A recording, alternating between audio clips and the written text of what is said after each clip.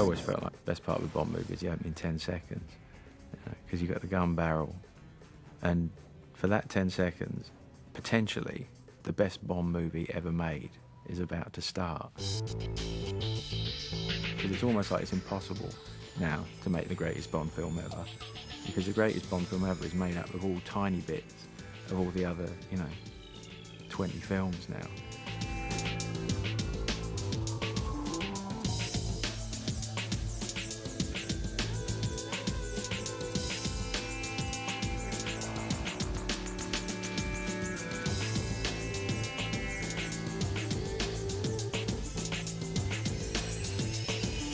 You can't beat the sound of 85 people in a room putting everything into a performance.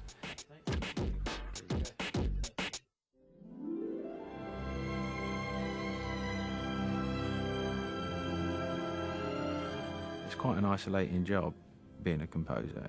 For most of the time you're spending 15, 16 hours a day in a dark room with the door shut, looking at these people doing what they're doing on the screen and trying to find music which is going to work for it, and you do that 7 days a week for 3.5 months, and you emerge at the end of it blinking and pale and having lived on junk food and sat down on your backside for 3.5 months wishing you could be a bit healthier, and you come into a fantastic studio like this and you record it with fantastic musicians, and that's kind of it. It's like you don't really get to meet that many people.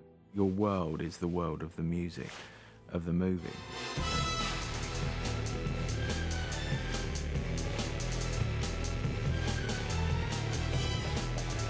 Each one of these movies presents you with the same mountain to climb but a different set of obstacles in the way, and all you know is that you can't really take the same route that you took last time.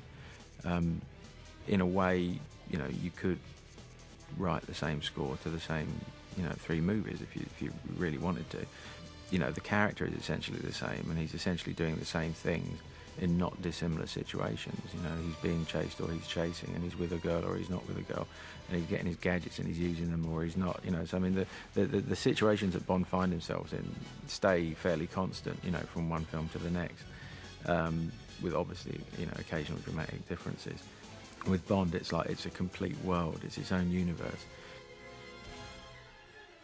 The worst thing about action music is just such a lot of notes.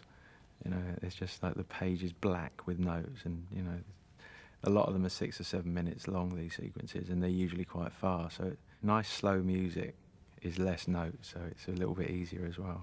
As a musician, you always kind of look for like an emotional input to a sequence.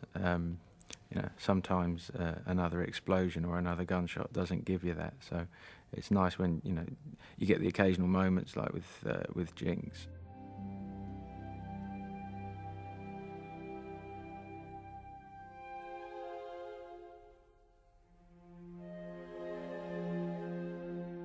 I tend to save the Bond theme, Monty Norman's Bond theme. I tend to save that until Bond does something typically Bond-esque.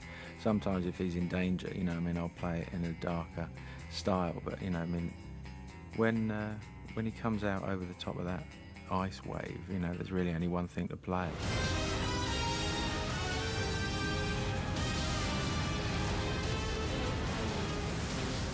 What I was trying to do on this film, more than perhaps the others, is to try and work with the sound of the orchestra a little differently. I recorded in the hovercraft chase and on the ice chase, I recorded all the strings and the brass and the woodwind separately, so I could put them into the computer and actually chop them up and have them playing backwards and upside down and distorting them and throwing things in the surround.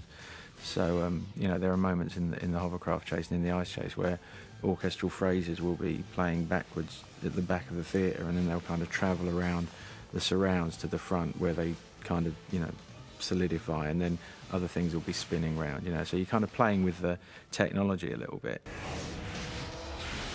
Of actually writing the music for the chase forwards, then phonetically kind of reversing it, so the music that the musicians play is phonetically backwards of the phrase that I want to hear, and then I get them to play that, and then the recording that they make, I flip it over so it comes back the right way. But ultimately, when you're writing Bond music, it has to sound like Bond music, no matter how many tricks and things that you throw at it, and no matter how contemporary you would like to try and make it feel with electronics and chopping up bits and pieces and distorting things.